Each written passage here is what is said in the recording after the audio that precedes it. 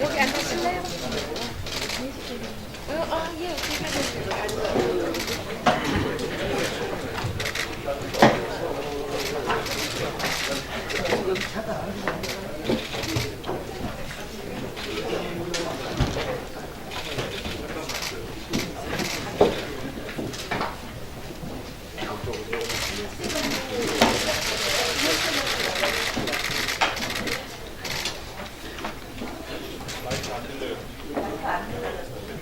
기념 촬영을 먼저 하고 시작하겠습니다.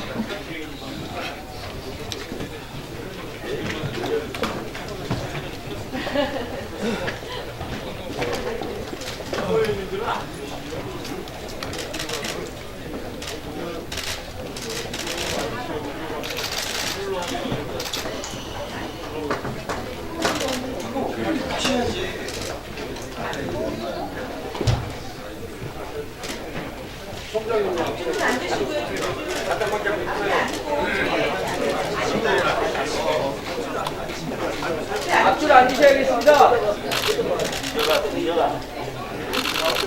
아니면 옆으로 서 있어야 되는데? 앞에 앉고 앞줄은 앉으십시오. 지금 앉으셔야겠습니다. 앞줄을 앉으면 안 돼. 저기도 앉아야 된답니다.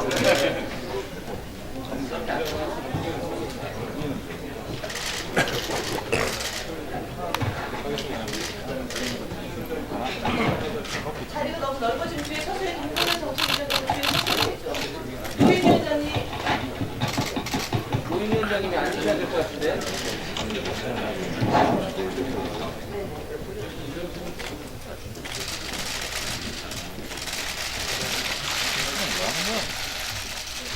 예, 구호를 제창을 했겠습니다.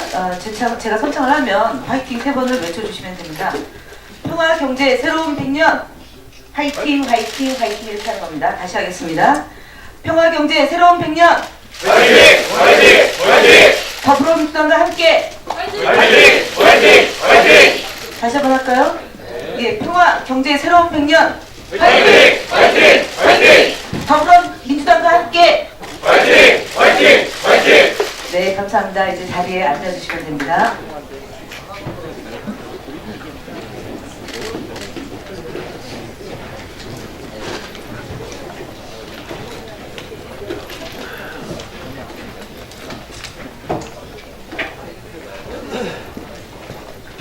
이해찬 당대표의 개의선언으로 더불어민주당 제1차 학대 간부회의를 시작하겠습니다.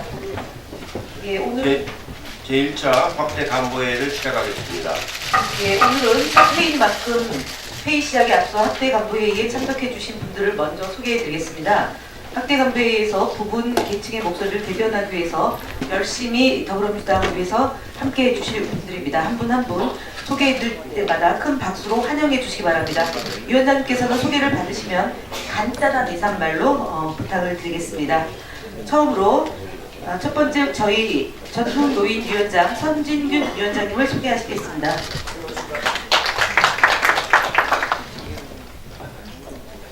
인사 말씀 짧게 부탁드리겠습니다.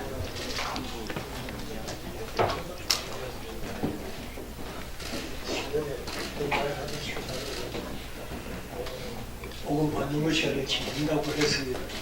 우리 경제 살리고 평화 살리는 것이 우리의 복짓는 길이라 생각합니다. 감사합니다. 네, 감사합니다. 다음으로 전국대학생위원장 전용기 위원장입니다. 네, 앉아서 짧게 인사 말씀해 주십시오. 네, 저희 대학생위원회의 최대 관심사는 20대 지지율과 2020년에 있는 총선 승리를 위해서 전국의 대학생 캠퍼스 지구 설립에 가장 관심을 가지고 있습니다. 그래서 20대의 정치 관심도가 많이 높아져서 우리 당에 기여할 수 있도록 열심히 하도록 하겠습니다. 감사합니다. 네, 감사합니다. 수고 박수로 환영해 주시기 바랍니다. 다음으로 전국노동위원장 박해철 위원장이십니다. 예, 안녕하십니까. 정무부장 박해철입니다. 일로 하고 절로 하고 좀 갔어요. 뛰어다니느라고. 안전 순서로 해주세요. 예. 고해수 구름 인상이 노동 중심, 노동 존중 정상을 있도록 선생님을 다하겠습니다. 그리고 새로운 100년을 함께 시작하겠습니다. 감사합니다. 네, 감사합니다. 네, 다음으로 박홍근을 지키는 민생실천위원장님 말씀 듣겠습니다.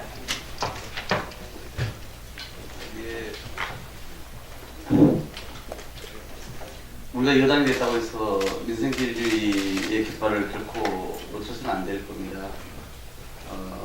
LG 플러스 고공농성은 다행히 해결됐는데 파이텍 문제 그리고 전주 택시기사 그 500일에 가까운 고공농사하는 분들이 현장에서 우리를 애타게 지켜보고 있습니다.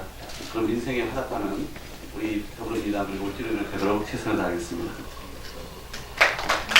네, 다음으로 이춘석 인권위원장님 말씀 듣겠습니다. 민주당이 집권한 후에 여기 현장에서 인권이 많이 침해됐지만 아직도 인권의 사각지대에서 보이지 않게 소유당하는 사람들이 있습니다. 그런 사람들을 위해서 어떤 역할을 할 것인지 실질적인 도움이 있게 될 것인지를 모색하면서 그들을 찾도록 하겠습니다. 열심히 하겠습니다. 네, 감사합니다. 다음 참석은 백혜련 여성위원장이십니다. 유정근 농업민주위원장님. 네. 소개 안 해주는 건가요? 예. 유성근 위원장입니다. 농업위원장입니다. 농업인위원회 유성근 위원장입니다. 농업농촌이 매우 어렵습니다. 30년 후가 되어지면 지방자치단체 3분의 1이 없어지리라고 하는데 그 지역이 바로 농업지역인데 우리가 농업과 농촌 그리고 농민들을 위해서 미래 비전을 만들어내고 새로운 희망을 만들어내는 정당이 되게끔 열심히 노력하겠습니다. 고맙습니다. 네. 다음으로 백혜련 여성위원장님 참석하셨습니다. 잠시만 기다려주시면 마이크 이동.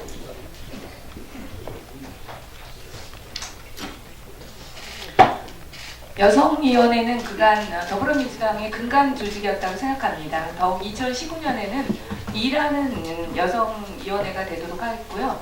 새롭게 대두된 여러 가지 젠더 이슈들에 대해서 여성위원회가 올바른 시각을 가지고 우리 더불어민주당이 잘 대처할 수 있도록 노력하겠습니다. 감사합니다. 네, 다음으로 장경태 전국청년위원장님 참석하셨습니다. 인사 말씀 부탁드립니다. 네, 안녕하세요. 31만 청년당원에 이끈 청년이 강한 민주당 만들겠습니다. 전국청년위원장 장경태입니다. 우리는 저희 청년위원회는 청년 문제를 해결하고요. 또 청년 당원의 권익을 향상시키고 또 청년위원회 조직을 강화하기 위해서 노력하고 있습니다. 이를 위해서 저희는 청년정책위원회 그리고 인재육성위원회, 청년 1번과 닷컴 등을 통해서 청년과의 소통을 더 넓혀 나가도록 하겠습니다. 감사합니다. 다음으로 전국장애인위원장 문상필 위원장님입니다. 더불어민주당이 장애인들에게 든든한 친구가 되도록 노력하겠습니다. 감사합니다. 복 많이 받으십시오. 다음으로 이수혁 국제위원장이십니다. 안녕하십니까. 이수혁 국제위원장. 우리 국제위원회는 올해도 작년과 같이 한반도 평화를 위해서 최선의 노력을 다하고 또 경제가 어려우니까 국제적 협력을 통해서 우리 경제 극복을 위하는데 노력을 다하겠습니다. 앞으로 많은 협조와 지원 부탁드리겠습니다. 감사합니다. 네, 감사합니다. 마지막으로 홍미영 다문화위원장님 참석하셨고 인사 말씀 부탁드립니다. 예, 다문화위원장 홍미영입니다. 국내 체류 외국인 200만 시대에 포용의 가치와 철학을 담아서 가장 약한 자의 어려움을 돌보는 참된 권력 지향하는 우리 당의 바탕이 되도록 하겠습니다. 열심히 하겠습니다. 네, 감사합니다. 다시 한번 참석해주신 위원장님들께 감사드리고요. 큰 박수로 환영해 주시기 바랍니다. 네, 차기 학대 간부회의부터 방금 소개받으신 위원장님들이 현안 발언을 진행하실 수 있게 됩니다. 이제부터 지도부의 모두 발언이 있겠습니다. 이해찬 당대표의 발언 있겠습니다. 예, 올해 기해년 황금돼지 해를 맞이했습니다. 올해부터는 수요일에 학대 간부회를 해서 보다 많은 분들이 의견을 말씀하시는 그런 기회를 갖도록 하겠습니다. 올해 우리 당의 큰 목표는 평화, 경제, 그리고 새로운 100년으로 설정을 했습니다. 올해가 3.1혁명, 3.1운동 100주년, 또 임시정부 수립 100주년이 되는 해입니다. 지난 100년을 돌아보는 것도 매우 소중하고 앞으로 100년을 내다보는 것도 아주 소중한 일입니다. 올해 가능한 한 많은 성과를 내서 내년 총선에서 크게 승리하는 그런 한 해가 되도록 열심히 하겠습니다. 최고위원회도 매주 현장을 찾아서 일주일에 한 번씩은 현장에서 최고위원회를 하도록 하고 지난해 있었던 청책 투어 두 번째 프로그램을 상반기 중에 크게 확대해서 실시하도록 하겠습니다. 여러 분야에서 많은 얘기를 듣고 그것을 당과 정부가 반영하는 그런 기회를 갖도록 하겠습니다. 김정은 국무위원장이 중국을 방문을 했습니다. 어제 만찬과 생일 파티가 있었고 정상회담이 있었다고 하는데 아마 북하고 중국 간에 긴밀한 논의가 있었던 걸로 관측이 됩니다. 이 북중 간의 논의를 토대로 해서 북미 간 정상회담도 머지않아 열리지 않을까 하는 예상을 해봅니다. 대체적으로 보면은 북중 간의 회담을 한 달 이내에 그 다음 정상 간 회담이 열렸던 걸 보면은 아마 머지않아 북미 회담이 열려서 서로 간에 합의점을 찾지 않을까 하는 예상을 해봅니다. 울려서도 북미 회담이 성공적으로 잘 열려서 서로 간에 합의점을 잘 도출하는 것이 매우 중요하고 그러면 남북 간에도 보다 더 진전된 정상회담을 이룰 수가 있다고 봅니다. 김정은 위원장이 이제 서울에 답방을 할 순서인데 현재까지는 아직 그렇게 뜻한 징후가 보이지는 않지만 답방을 하게 되면은 우리로서도 좋은 성과를 낼 수 있도록 사전에 잘 마음의 준비를 해야 될 것 같습니다. 어제 마침 한반도 평화에 관련한 5개 의원회 연석회를 개최를 했습니다. 거기서도 나온 얘기인데 전반적으로 한반도 문제를 풀어가는 아주 중요한 한 해이기 때문에 전력을 다하자는 그런 의견들이 있었습니다. 70년 분단사가 종식이 되고 평화 공존으로 가는 아주 중요한 분기점이기 때문에 당으로서도 최선을 다해서 맞이하도록 하겠습니다. 이상입니다. 네, 감사합니다. 다음으로 홍명표 원내대표의 발언 있겠습니다. 어제 청와대가 일부 참모진 개편을 통해서 새로운 진용을 갖췄습니다. 청와대를 떠나는 임종석 비서실장과 한병도 정무수석, 윤영찬 국민소통수석 세 분 모두 지난 1년 8개월 동안 수고 많으셨습니다. 새로 임명된 노영민 신임 비서실장과 강기정 정무수석, 윤도환 소통수석은 문재인 정부의 국정 철학을 잘 이해하고 안정감 있게 추진할 적임자들입니다. 특히 노영민 비서실장은 국회 산자위원장과 국회 신성장 산업포럼 대표를 역임하는 등 경제 산업에 대한 이해와 통찰력을 갖춘 분입니다. 주중 대사도 역임해서 급변하는 외교 안보 정세 변화에도 잘 대응할 것입니다. 새로운 참모진에 거는 국민의 기대가 큽니다. 그만큼 어깨가 무거울 수밖에 없을 것입니다. 집권 3년차 빈틈없는 국정 운영을 통해 국민이 체감할 수 있는 민생 경제 성과를 낼 수 있도록 최선을 다해 주기 바랍니다. 우리 당도 새로운 각오로 2기 청와대와 함께 당정청이 긴밀한 소통을 통해 민생 경제와 평화를 위해 더욱 매진하겠습니다. 올해 우리 경제 최우선 당면 과제는 일자리입니다. 기존 일자리를 지켜내고 혁신 성장을 통해 새 일자리를 만들어야 합니다. 젊은 세대와 서민 취약계층을 위해 더 많은 일자리도 창출해야 합니다. 올해 일자리 예산을 작년보다 대폭 늘린 23조 원으로 편성하는 것도 이 때문입니다.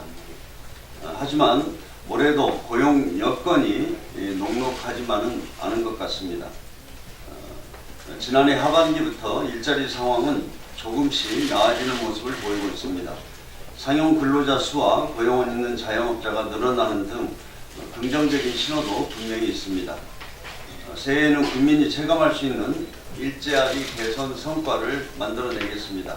일자리를 구하지 못하는 서민 취약계층을 위해 공공부문 일자리를 공급하고 민간 부분이 일자리를 만들어낼 수 있는 환경을 조성하겠습니다.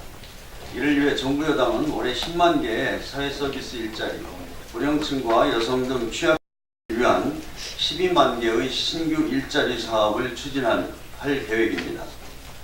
영세 소상공인과 자영업자들이 고용을 유지할 수 있도록 일자리 안정자금 혜택도 작년보다 확대했습니다. 민간 부분 일자리가 더 많이 늘어날 수 있도록 청년 내일 채용 공제, 청년 추가 고용 장려금 등의 지원 규모도 작년보다 늘렸습니다. 올해 정부가 정한 일자리 목표치는 신규 취업자 15만 명 증가입니다. 정부 여당과 기업, 노동계가 함께 노력한다면 이 같은 목표를 달성할 수 있을 것입니다. 이상입니다. 네, 감사합니다. 다음으로 이수진 최고위원의 발언 있겠습니다.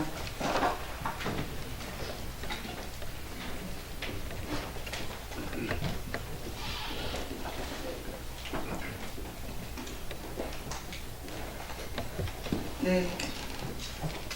연초부터 최저임금 결정구조 개편으로 노정 갈등이 커질까 우려스럽습니다. 지난 4일 홍남기 경제부총리께서 최저임금위원회를 구간설정위원회와 결정위원회로 이완하는 방안을 추진하겠다고 밝히자마자 7일에 노동부에서 최저임금 결정구조 개편 초안을 발표했습니다. 그러나 노동계는 정부가 최저임금 결정구조 개편안을 추진하면서 노동계의 의견을 듣지 않고 일방적으로 진행했다고 지난해부터 정부가 대화의 의지가 없어 보인다고 이야기합니다. 30년간 유지된 최저임금 결정 제도를 개편하는 것은 대단히 신중해야 합니다.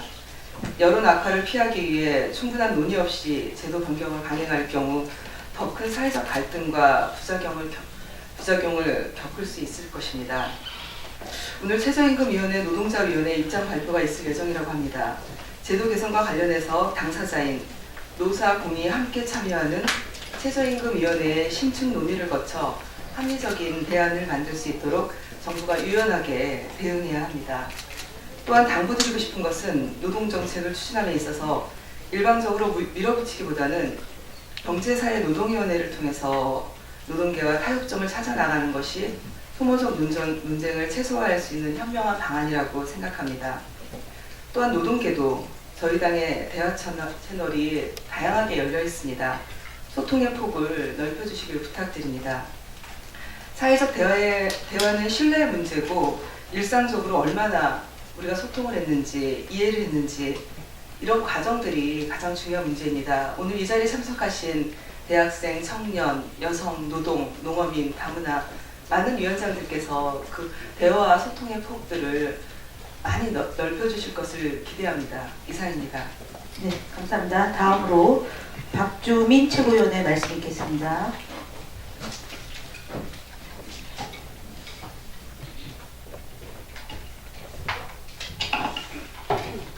예, 월요일날 말씀드린 바와 같이 이번 주 금요일날 양승태 전 대법원장이 검찰에 출석을 해서 수사를 받는 것으로 예정되어 있습니다.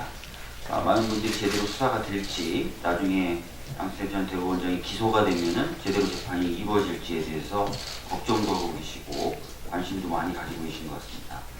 이런 상황에서 굉장히 재미있는 보도가 하나 있었습니다.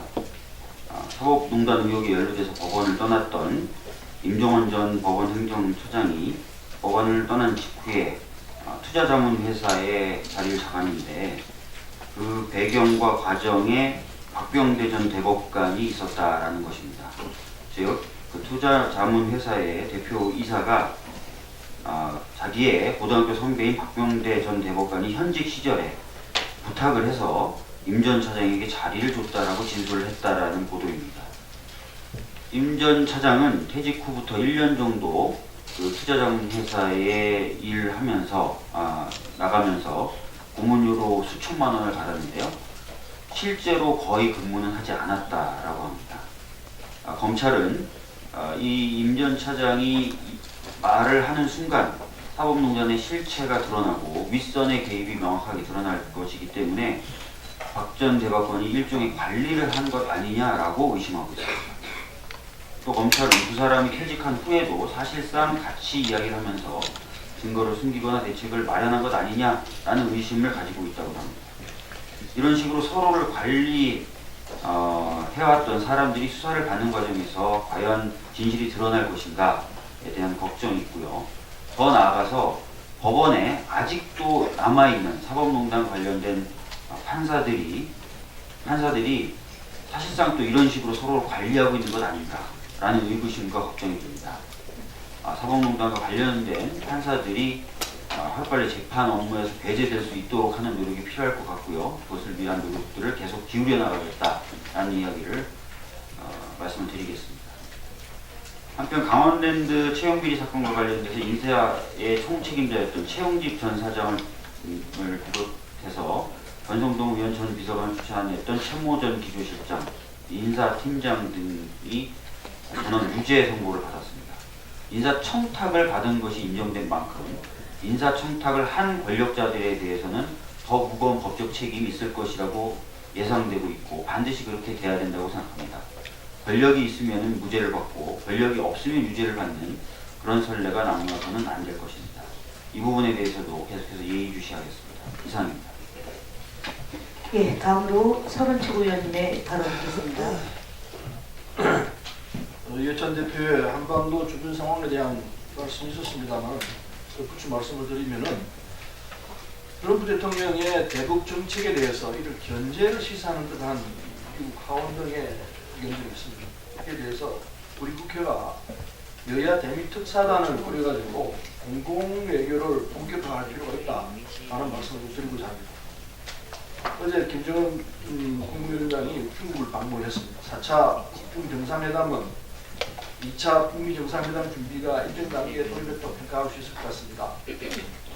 비핵화 진정이 차근차근 진행되고 있다는 점에서 새 한반도의 항구적인 평화가 결실을 거둘 거로 기대해 봅니다. 새해 때부터 한반도 정세가 역동적으로 진행되고 있지만 미 의회에서는 트럼프 대통령의 대북 정책에 대한 강경한 견제 의지가 표출되고 있습니다. 북미관계 개선을 보인 김정은 위원장 신년사에 이어서 트럼프 대통령도 어제 2차 북미 정상회담 장소를 협상 중이고 머지않아 발표할 수 있을 것이라고 북미에 대한 일정을 가시했습니다. 양측이 지속적으로 한반도 비핵화 평화 정착에 노력하고 나아가려 하고 있습니다. 이러한 협상 동력에도 불구하고 지난 2일 미국 하원 외교위원장에 내정된 엘리엇 엥겔 의원은 마이크 폼페이오 미 국무장관을 외교에 불러 북한과의 협상 상황을 청문하겠다는 방침을 밝혔습니다. 더불어 지난 7일에도 엥겔 위원장과 민주당 하원 의원들은 도널드 트럼프 행정부의 대북 정책에 대한 감독과 견제를 강화하겠다고 밝혔습니다. 미국 의회 권력 구도 변화에 따라서 향후 대북 정책에 대한 의회 리스크가 커질 우려가 있습니다. 지난해부터 줄곧 언급해왔지만 우리 정부와 국회가 2중 3중으로 외교협력을 강화해 나가야 한다고 생각합니다. 미 의회 의원들은 남북 문제에 대해서 우리의 인식이 다르거나 이해가 부족한 면이 적지 않습니다. 제가 문희상 의장과 여야 5당 대표를 중심으로 펠로시 하원 의장을 비롯한 미국 의회 관계자를 만나서 한반도 평화 문제에 대한 논의 일정을 추진하기로 말씀했습니다. 환영하는 바입니다. 지금 국회가 해야 할 일을 시작해야 한다고 봅니다. 미국 등 주변국을 상대로 초당적인 의회에 더 많은 노력을 해야 한다고 합니다. 여야 구분 없는 초당계 협력을 강국 형사들이고 의장, 대표단들과 별개로 국회 내 여야 대비 특수단 등을 추가로 구성해서 미의회와 의원 여기를 적극적으로 나서야 할 때라고 봅니다. 미의회에 직접 만나 한반도 평화의 필요성을 적극 설명하고 긴밀한 한미 공조로 한반도 평화 프로세스에 차질이 없도록 초당적인 의견을 펼쳐야 할 때라고 봅니다. 평화가 경제라는 말이 결실을 맺을 수 있도록 올해 여야 모두 합심해서 국회가 한반도 비핵화와 평화 정착을 위한 교두부 역할을 하자는 부탁의 말씀을 드리는 바입니다. 이상입니다. 네, 감사합니다. 다음으로 남인순 최고위원의 발언 듣겠습니다. 네, 이러다가 죽을 수 있을 것 같다. 재판장에서 폭행 피해 사실을 밝혔던 한 그 쇼트트랙 국가대표 선수가 코치에게 성폭행을 당한 사실을 털어놓으며 추가로 고소한 것이 밝혀졌습니다. 특히 미성년자 시절부터 피해가 있었던 것으로 밝혀져서 굉장히 충격을 주고 있습니다. 앞으로도 유사한 사건이 절대로 발생하지 않기를 바라며 혹시 더 있을지 모르는 피해자들도 용기를 내기 바란다는 그런 증언을 했습니다. 참혹한 피해와 고통을 견디고 세계의 최고의 선수가 됐던 그분에게 진심으로 응원하며 또 감사의 마음을 전합니다. 이 사건은 국가대표 선수에 대해서 그 지도자가 업무상 지위와 위력을 이용해서 미성년자일 때부터 약 4년간 상습적인 성폭행을 해온 사건으로 심각하고 중대한 범죄 행위입니다. 피해자의 피해 사실을 위해 추가 피해자 여부에 대해서는 철저한 진상조사와 가해자에 대한 엄중한 처벌을 촉구합니다.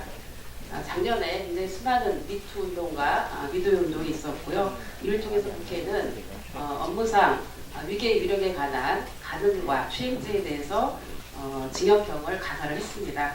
아마 이번에 이 사건은 제도를 개선하기 위해 첫 번째로 적용되는 그런 사건이 아닐까 싶습니다. 또한 빙상영맹 등 가해 코치의 구타미 성폭행이 반복되어 온 일에 대해서 책임지고 이런 범죄가 혹여 끔찍한 관행은 아니었는지 다른 가해자가 없었는지 다시 한번 철저히 조사를 해야 합니다. 현재 그 문체부에서 진행하고 있는 체육계의 성희롱 성폭력 실태 조사를 조속히 마무리해서 결과를 통해서 피해자에 대한 심리, 법적 지원 방안, 신고 지원 체계 구축 등 구체적인 대책을 마련하고 체육계의 성폭력 실태 조사를 정리할 것을 촉구합니다. 또한 그 작년 11월에 발표한 문체부의 성희롱 성폭력 예방 대책위원회의 2차 공보문에서 체육 분야 성희롱 성폭력 예방 및 근절 방안으로 체육계 특수성을 고려한 성희롱 성폭력 근절을 위한 독립기구 설립, 체육계 성희롱 성폭력 예방을 위한 교육 및 캠페인 실시를 권고한 바가 있습니다. 문체부는 이번 사건을 계기로 해서 이러한 권고를 신속하게 실행해야 할 것입니다. 미투는 아직 끝나지 않았습니다. 사법부는 수많은 성폭력 피해자의 용기에 정의롭게 응답해야 할 것입니다. 향후 법률과 관련한 입법 활동은 당과 국회가 조속히 챙기도록 하겠습니다. 네, 이상입니다. 네, 감사합니다. 이상으로 최고위원들의 발언을 마치겠고요. 다음 순서는 청년 1번가 시간이 있겠습니다. 청년 1번가는 더불어민주당이 청년의 목소리를 듣고 교류할 수 있는 소통 창구가 될 것입니다. 자세한 진행은 장경태 청년위원장께서 맡아서 진행하실 거고요. 대략 시간은 8분가량 소요될 예정입니다. 네, 청년이 강한 민주당을 위해 청년 문제 및 청년 정책에 대해 청년이 직접 참여하고 논의하는 소통 플랫폼 청년 1번가.com입니다. 청년 1번가는 대한민국 청년들의 삶 속에서 겪는 일자리, 주거, 보육, 창업 등 문제 해결을 위해서 청년 곁에서 청년들의 목소리를 직접 또 가까이 듣기 위해서 만들어졌습니다. 지금부터 그럼 청년 1번가의 기능과 청년 정책 제안 방법에 대해서 준비된 영상 2분여 정도 되는데요. 보면서 설명드리도록 하겠습니다. 다시 한번 해주시겠어요? 영상, 네, 영상 다시 처음부터 해주세요. 네. 네, 청년 1번가 시작 화면입니다. 시작 화면에서 논의 제안하기를 클릭하면 청년 제안 페이지로 넘어갑니다. 청년 제안 페이지는 제안 순서에 따라 제목, 작성자, 날짜, 조회수 순으로 표기되고요. 청년 1번가 소개 페이지에는 청년 1번가의 목적과 목표를 설명하고 있습니다. 다음은 청년 문제를 교육, 보육, 부채, 일자리, 주거, 창업 6개 분야로 분류하고 각 분야마다 주신 의견에 대해서 다시 청년들에게 알려드리는 정책 홍보 페이지입니다. 여기 보시면 나오고요. 다음은 주요 일정을 알려주는 페이지로 전국 청년위원회 행사 이외에도 정부나 지자체, 또 당에서 주관하는 다양한 행사 및 프로그램에 대한 정보를 확인하실 수 있습니다. 또 우리 당의 청년 정치인들의 한마디를 통해서 응원과 기대의 메시지를 보여주는 페이지입니다. 끝으로 청년들의 뉴스레터 신청하는 페이지고요. 다음으로 청년 정책 제안 방법에 대해 설명드리겠습니다. 앞서 말씀드린 바와 같이 청년 1분과 시작 페이지에서 논의 제안하기를 클릭합니다. 그러면 로그인 하라고 나오는데요. 로그인해서 이제 회원 가입을 진행하시면 됩니다. 그래서 약관에 동의하시고 나서 아이디부터 주소까지 개인정보 입력해 주시면 되는데요. 여기서 중요한 것은 원활한 소통과 상호 존중을 위해서 실명으로 운영함을 원칙으로 하고 있습니다. 그래서 이 모든 정보를 입력하고 회원 가입을 마치시고 나면 다시 로그인하셔서 시작 페이지로 넘어가실 수 있습니다.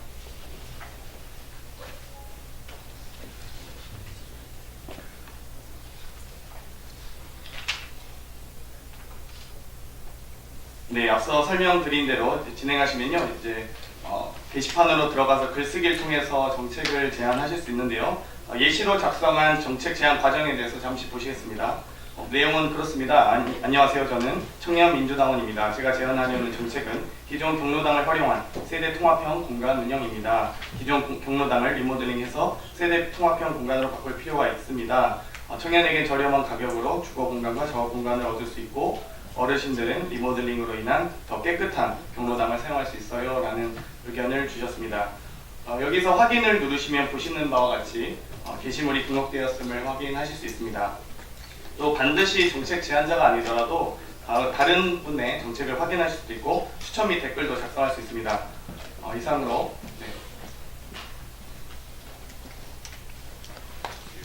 이상으로 청년 1번가 소개 및 시험 영상을 마치겠습니다. 여기에는 앞으로 이제 조금 더 개발하기 나름인데요. 커뮤니티에 대한 부분도 고민하고 있는데 좀 비정치 영역에서 커뮤니티들, 소위 지역이라든지 소상공인이나 청년 기업들의 교육시장, 그리고 취준생들의 구인 구직난까지 다양한 형태로 커뮤니티가 생활 영역에서 가능할 것으로 생각합니다. 이상 보고 마치겠습니다.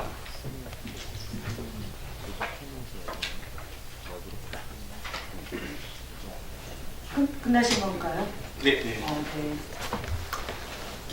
8분보다 짧아서. 예, 이상 회의를 공개해서 비공개로 전환하겠습니다. 언론 여러분과 보좌진들의 협조를 부탁드립니다.